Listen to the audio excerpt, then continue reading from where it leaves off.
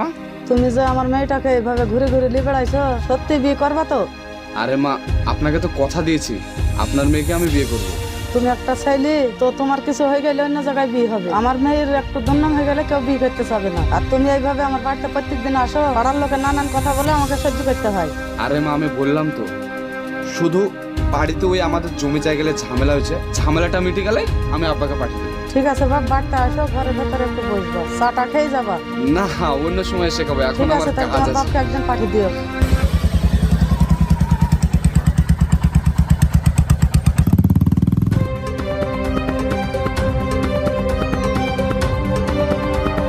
আব্বা, ওই বুড়া, কি বলছিস? এই তুই আমাকে ডিভোর্স দিয়াবে কি দিয়াবে না সেটা বল। তোকে ভূতে ধরেছে না তোর মাথায় ভূত চেপেছে? হ্যাঁ, আমার মাথা বুঝতে পারছে, তুই ডিভোর্স দিয়াবে কি দিয়াবে না সেটা বল। তুই ডিভোর্স চাইলে তুই পেয়ে যাবি।